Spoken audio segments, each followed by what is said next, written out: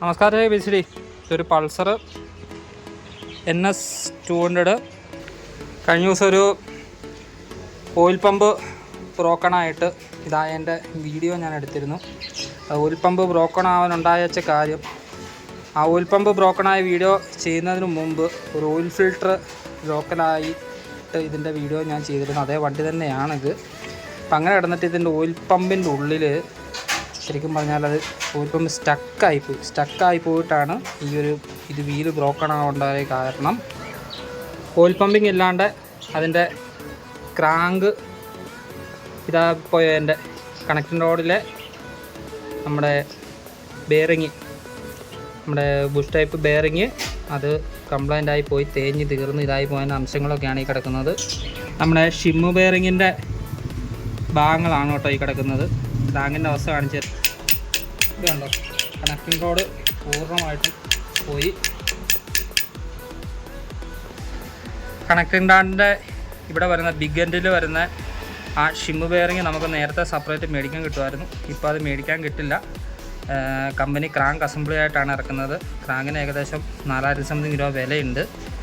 Okay, എന്തായാലും ഇതിൻ്റെ ഉള്ളിലത്തെ അവസ്ഥ എന്താണെന്നുള്ളത് ഞാനിപ്പോൾ ഇതൊന്ന് അഴിച്ചിട്ട് കാണിച്ചു തരാം. നമുക്ക് 8-9 റിങ് 9 റിങ് വെച്ചിട്ട് ഇത് വളരെ നിസ്സാരമായിട്ട് അഴിക്കാം.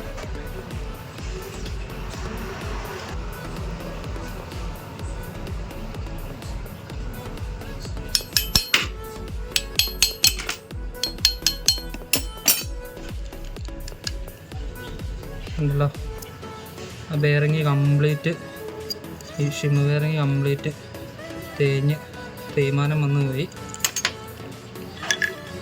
ഉണ്ടല്ലോ, ഇതിൻ്റെ ഉള്ളിലത്തെ ബിഗ് എൻഡിൻ്റെ അവസ്ഥ ഉണ്ടോ, ഇത് കംപ്ലീറ്റ് പോയി. നമുക്ക് ഈ നേരത്തെ ഈ ഒരു ഷിമ്മ് ബെയറിങ് മാത്രം ഇതിങ്ങനെ രണ്ടെണ്ണം മേടിക്കാൻ കിട്ടുമായിരുന്നു. അങ്ങനെയാണ് ജസ്റ്റ് ഒന്ന് പോളിഷ് ചെയ്തിട്ട് ഷിമ്മ് ബെയറിങ് മാത്രം മേടിച്ചിട്ടാൽ മതിയായിരുന്നു. ഇതിന് ഏകദേശം ഏതാണ്ട് നിസ്സാര 100-150 രൂപ വില ഉണ്ടായിരുന്നുള്ളൂ ഇറങ്ങിയ സമയത്ത്. ഇപ്പോൾ എന്തോ കമ്പനി അത് ഇറക്കുന്നില്ല. ഫുള്ള് സ്റ്റക്കാണ്, ഇത് ഫുൾ സ്റ്റക്കായിട്ടിരിക്കണതാണ്. നമുക്കൊന്ന് ഓയിൽ പമ്പ് കൂടെ അഴിച്ച് നോക്കാം, അവസ്ഥ എന്താണെന്നുള്ളത് നോക്കാം.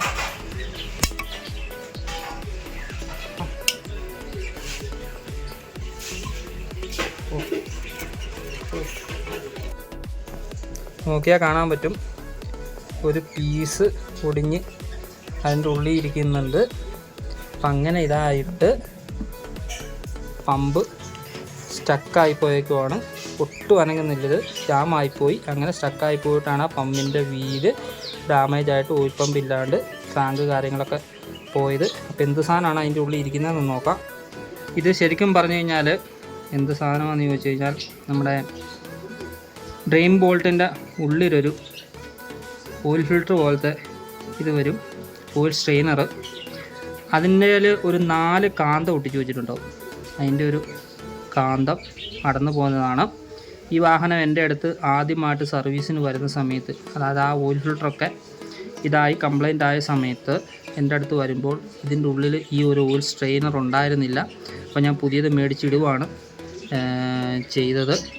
അപ്പോൾ ഏതോ സ്ഥലത്ത് അഴിച്ച സമയത്ത് ആ ഓയിൽ സ്ട്രെയിനർ ഇടാതെ ഇതാക്കുകയും ഇതിൻ്റെ ഉള്ളിൽ ഒടിഞ്ഞു കിടന്ന പീസ് നേരെ ഓയിൽ പമ്പിൻ്റെ ഉള്ളിൽ വന്ന് കയറി സ്റ്റക്കായിട്ട് അങ്ങനെ ഓയിൽ പമ്പ് ഡാമേജായി ഇതായി പോയതാണ്. അപ്പോൾ എല്ലാവരും വണ്ടി അഴിക്കുന്ന സമയത്ത് ഓയിൽ സ്ട്രെയിനർ കാര്യങ്ങളൊക്കെ ഡാമേജ് ഉണ്ടെന്നുണ്ടെങ്കിലും അതുപോലെ തന്നെ ഓയിൽ ഫിൽട്ടർ കാര്യങ്ങളൊക്കെ കംപ്ലൈൻ്റ് ആണെന്നുണ്ടെങ്കിൽ മാക്സിമം ഒറിജിനൽ സാധനം തന്നെ മേടിച്ച് തന്നെ ശ്രദ്ധിക്കുക. എല്ലാവരും ഒരു ചെറിയ അറിവിലേക്കായിട്ട് പങ്കുവയ്ക്കുന്നു. ശരണാണ്, എറണാകുളത്ത് നിന്നും.